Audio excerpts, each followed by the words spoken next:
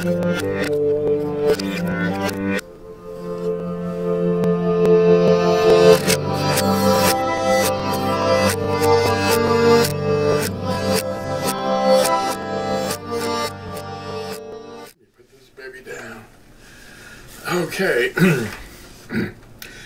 I think I've mentioned that some of my ancestors were Yahudi and others were from the Cherokee. You know, and these are Native American tribes. The Lakota, the Hopi. There's a load of them. What's the most numerous one? Yeah, thought you were going to get rid of me, didn't you? Well, I'm just mentioning this because the topic today is about a little bit about languages. And the Cherokee are the most populous tribe of all the Native American tribes. So some of you all are out there, you know, a lot of the states are named after tribes. You know, your ancestors, you come from them. And these tribes that were already here, Thomas Jefferson recognized he was kind of an important guy for the founding of our country as a nation, Constitution and the Bill of Rights. Well, Thomas Jefferson recognized as an educated man who had the largest library that was of anybody over here, and he donated it to the, you know, the library. It is the library now. And it was started by Thomas Jefferson.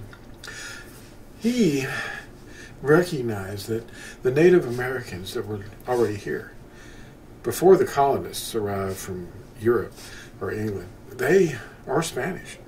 These people that were already living here in tents, and they had a culture like the Cherokee and the Lakota. They were the tribes of Yisrael. They were left here from the days of Solomon. This is a Ten Commandments stone, a gate stone. Well, it's not really a gate stone, it's a blanket. But this big boy right here is a photograph of a gate stone that some friends of ours went and saw and photographed and made movies of, and we posted them here on my channel. And it's called the Lost Lunas Stone. And it's got the Ten Commandments written in real Hebrew. They don't know what real Hebrew looks like these days.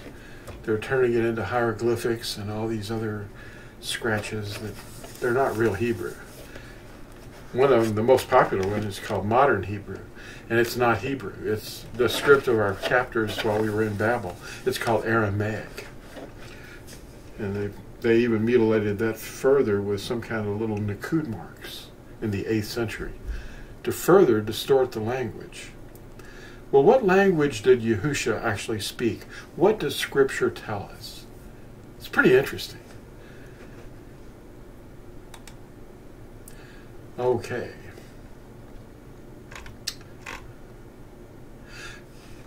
The word Yeshua is a word that is, I think, found about 28 times. And it's not a name except in one place. It's a name at Nehemiah, or Nehemiah, chapter 8, verse 17. If you look at an interlinear, you'll see it. This name, Yeshua, is a diminutive form, a shortened form of the name Yahusha.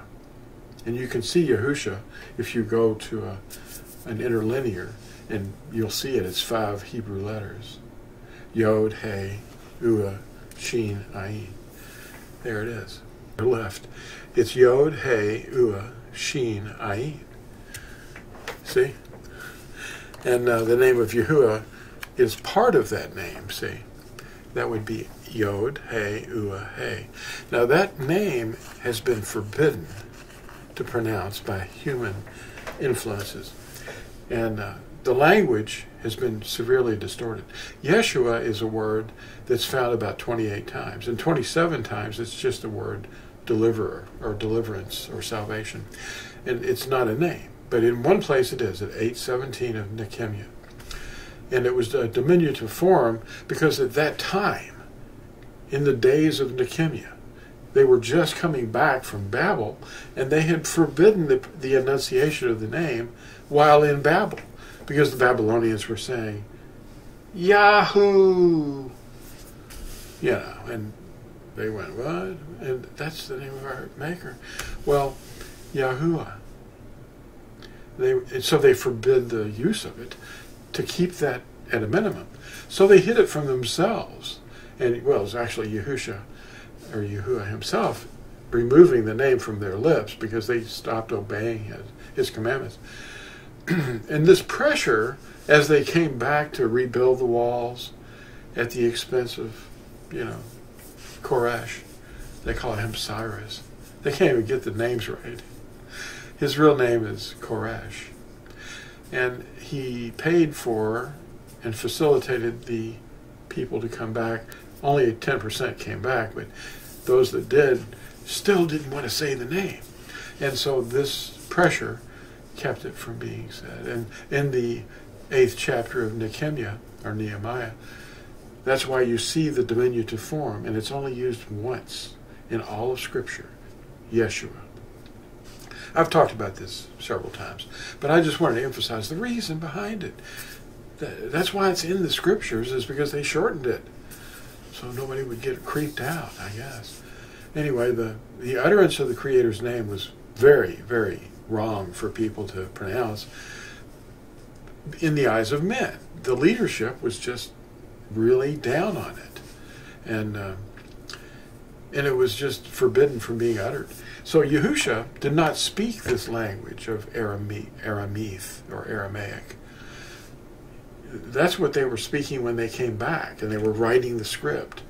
And so anyway, the speech of our captors became the written form, and it's also the script that we commonly see now. The handwriting on the wall, when Daniel was called while they were still in Babel, on the last night of Babel's reign, actually, when Cyrus overtook, they saw this hand appear, and it was writing something. And Belshazzar was really afraid. Anyway, he couldn't read it. So the mother of Daniel said, hey, get Daniel. He might be able to read that. He was a pretty smart guy. And Daniel came and looked at it, and he said, oh, mini, tekel, uparsin. Weighed, or measured, weighed, divided. And he interpreted it for him. He said, that's it. The time's up. And that was the last thing we heard about Belshazzar. They all died. Because they were toasting with, the golden cups and silver, and they were toasting to the deities of the Babylonians. That was just the last straw. Yahuwah had to act. Now, the handwriting on the wall was written in real Hebrew. And I can put that up here so you can see what it looked like in that script, the real Hebrew, that the Babylonians could not read. This is not Aramaic. Yusuf ben Matithyahu, who's called Flavius Josephus by scholars, so they're scholars, and they're calling Yusuf ben Matithyahu Flavius Josephus. That's impossible. But they still believe it. And he saw the golden headpiece with the name of the Creator written in 4 Hebrew vowels. I can put that up here too. Yeah. This is the headpiece, the style of the headpiece and the script that the golden headpiece was written in, and the name was written in 4 vowels. Scripture calls the language spoken by the Iberim, the Hebrews, Yahudath, H3066. Just look at an interlinear at Yashayahu, or Isaiah, chapter 36, verse 13. This proves this. Teachers promote their understanding of the facts constantly, but progress is slowly being made. Luke tells us in the letter of Acts that Yahusha spoke in Yehudath, or Hebrew tongue, to Shaul on the road to Damascus. So when Shaul is telling his story to Felix, and in another place too, Luke records his words, and he says that he was on the road and a bright light shone from the heavens, and he heard a voice speaking to him in the Hebrew language. Didn't say Greek, didn't say Aramaic. In fact, the word Aramaic is not even in the NATSARIM letters anywhere. So there you go. The word Aramaic isn't there. And they weren't speaking it to each other. And Yahusha wasn't speaking Aramaic, even though there's probably hundreds of teachers here on the internet saying, yep, he was speaking Aramaic. And let me teach you the Hebrew script. And then they show you the Aramaic script. What's that about? That's like showing somebody the Latin script and saying, this is Chinese. It's not working. You can keep saying it, but it's not real. The letters of the NATSARIM were not written in Greek. The letter of Matithyahu was found in the Dead Sea Scrolls written in Hebrew. It was found at Qumran. It was one of the first things found. And of course, Yahuwah led that little shepherd boy, or that, that boy that threw the stone to get his goat out of there, out of the cave. He heard a pot break, and he climbed up there and he said, whoa. And there's all these scrolls. So he grabbed one, and it happened to be a copy of Matithyahu in Hebrew. And then Jesuits flooded in there, and they took over. The Jesuit scroll team. Look that up.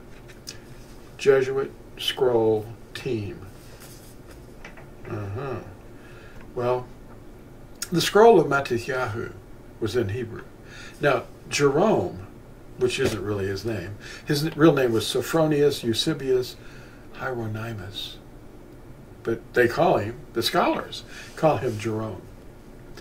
He acknowledged the existence of the NATSARIM. He acknowledged it in one of his own writings. He had contact with one of us who validated the meaning of a phrase, he shall be called a Natsari, from Matthew 2, verse 23. The Natsari, that's one of the NATSARIM, who spoke with this man, Sophronius Jerome, and he was quoting from a text that he referred to as the Apocryphon of Yirmiyahu.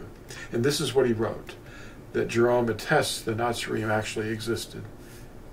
And they existed during the 4th century, and that there may still be lost scrolls, yet to be discovered, such as the one Jerome described. Now this is scary for scholars, because if they find another copy of Matithyahu, which is obviously out there in probably numbers, even though they were trying to burn everything they could find written in Hebrew for centuries, they're going to be pretty scared. That's why they swooped in at Qumran. Now this is what Jerome, that's his fake name, this is what he wrote. Recently, I read in a certain Hebrew book that a Hebrew from the NATSARIM sect brought to me the Apocryphon of Yirmiyahu, in which I found this text written word for word. Now that's Jerome's commentary on Matthew 2:23. Now there's another situation. The 4th century Circus father, Epiphanius, gave a detailed description of the NATSARIM. That's who we are. And he said this, quote, we shall now especially consider heretics who call themselves Nazarenes. That's a mistranslation of NATSARIM. They are mainly Jews and nothing else. They make use not only of the New Testament, that was an idea started by Marcion back in the 2nd century, New Testament, but they also make use in a way the Old Testament of the Jews. See, they're referring to the writings. That's what the goal was. The Old Testament, New Testament, it's not even real. That's a bad word. Old Covenant, New Covenant, okay. renewed covenant is better. But the covenant was in blood, animal blood in the first old covenant, and the renewed covenant is in Yahusha's blood. It's about atonement. It's not about writing, but they mix it up. So Marcion started that idea, and I'm going to continue with what this Epiphanius wrote about the NATSARIM. And he says, so they are approved of by the Jews, from whom the Nazarenes do not differ in anything. These are the followers of Yahusha, and they were still there in the 4th century. And they don't differ from anything, and they profess all the dogmas, that means teachings, pertaining to the prescriptions of the law, he means Torah, and to the customs of the Jews, except they believe in Messiah. They preach that there is but one God. They didn't believe in one, they believed in 3. Anyway, and his son, Yahusha the Messiah.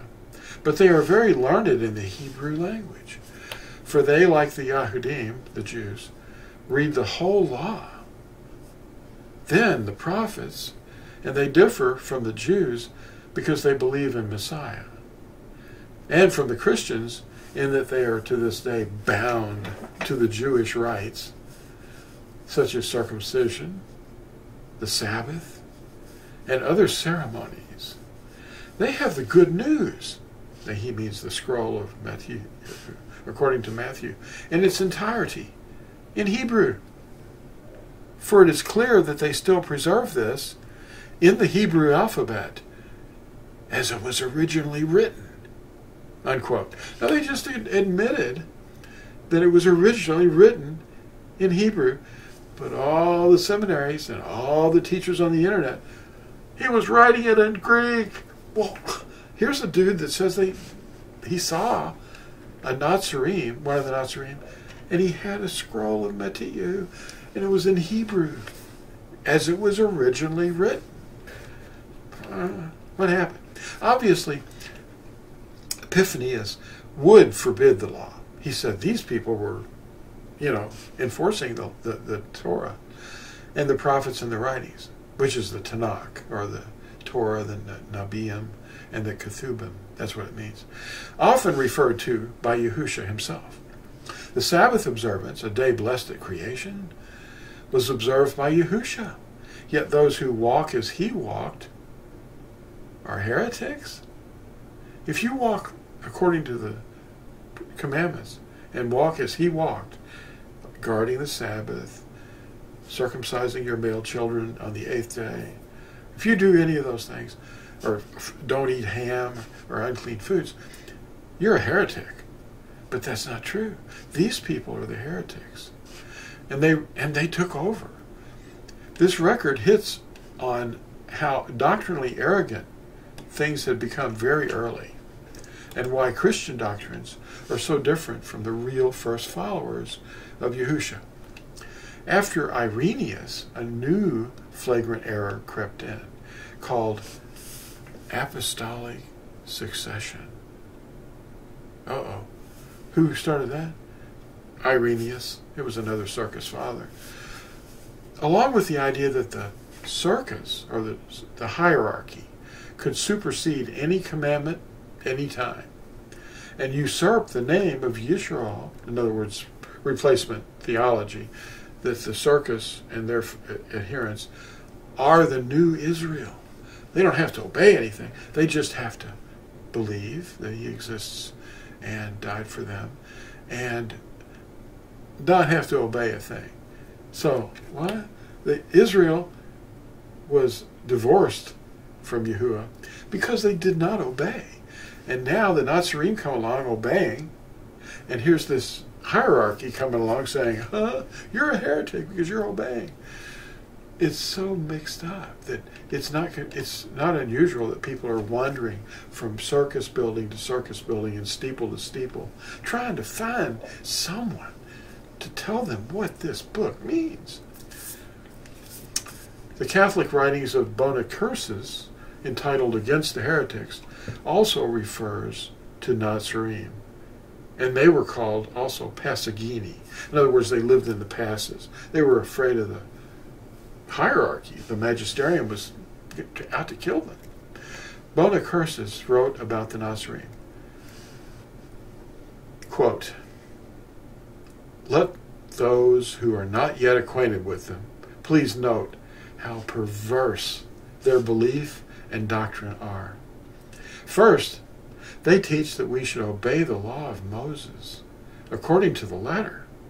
And he gives the example of the Sabbath, circumcision, and legal precepts still being in force.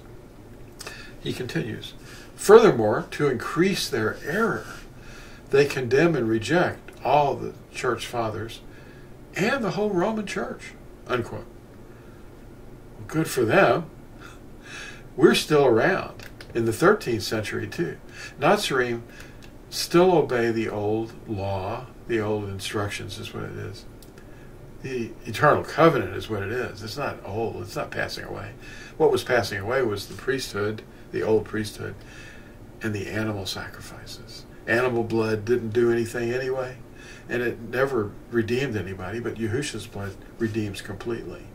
That's the renewed covenant, his blood, trusting in that. Anyway, so we're still rejecting all the church fathers and the whole Roman church because we're NATSARIM. We're followers of Yahusha because he's in us. We've got him, and he's got us. I am my beloved's, and my beloved's is mine. Now, we're accused of being Jewish, but we're really made up of all the lost tribes, not just Yehuda. And we're, loving the commandments.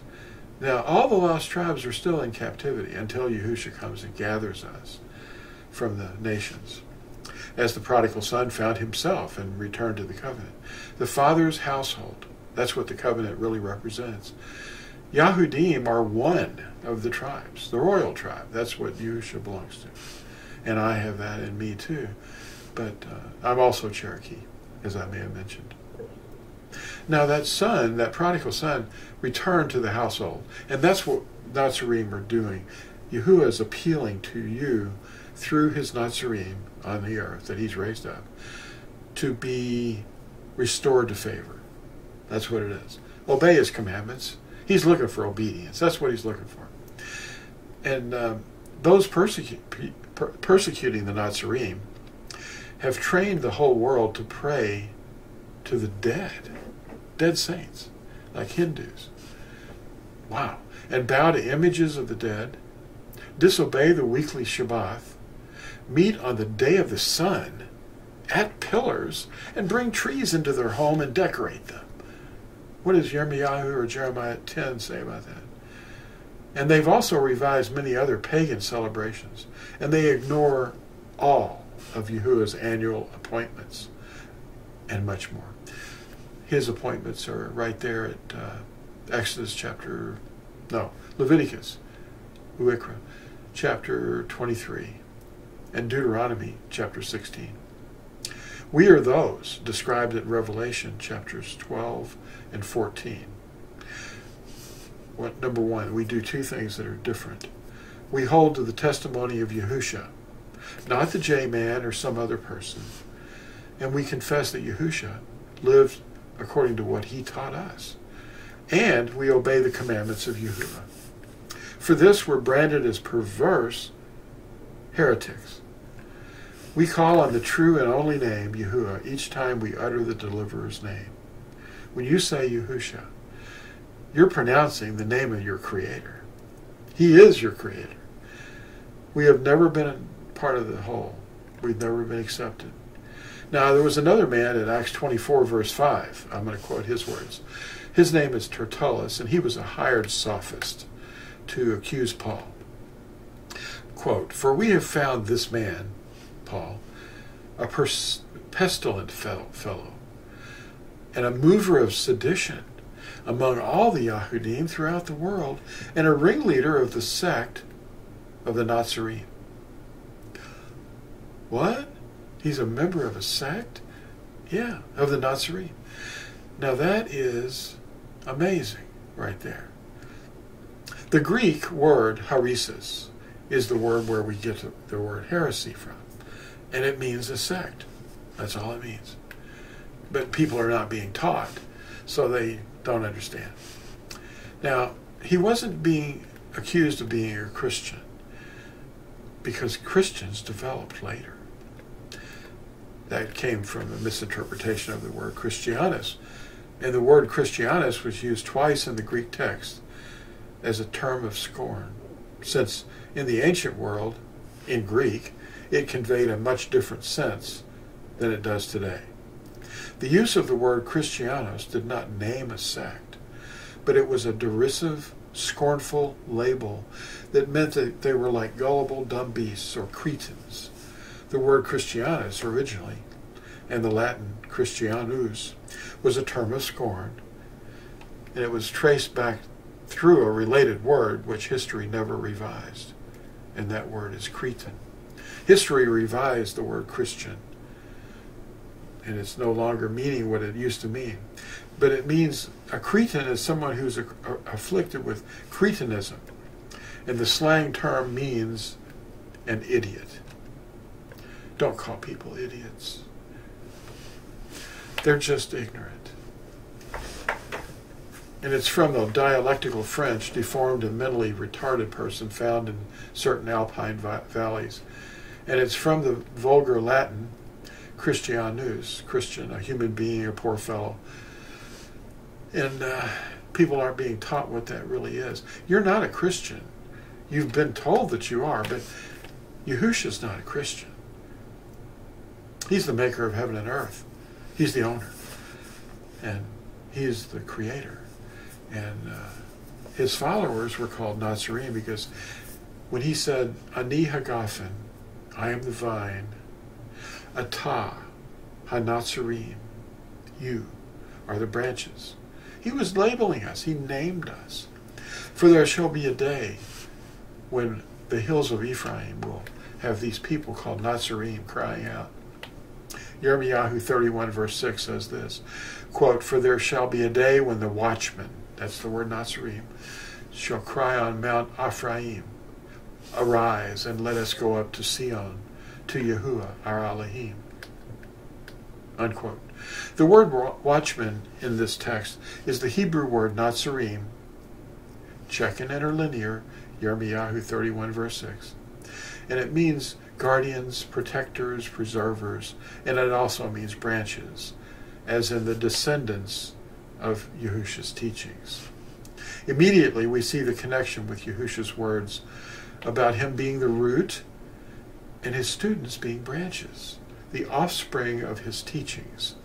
The name by which we are called NATSARIM has no Greek roots. The Hebrew roots of our name are profound.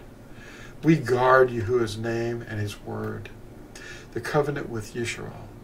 The 1945 Encyclopedia Americana has this to say under the title G-O-D. Quote, G-O-D, a common Teutonic word for personal object of religious worship, formerly applicable to superhuman beings of heathen myth. Nimrod. On conversion of Teutonic races to Christianity. Conversion of Teutonic races to Christianity. The term was applied to the Supreme Being. Unquote. Don't call him G-O-D.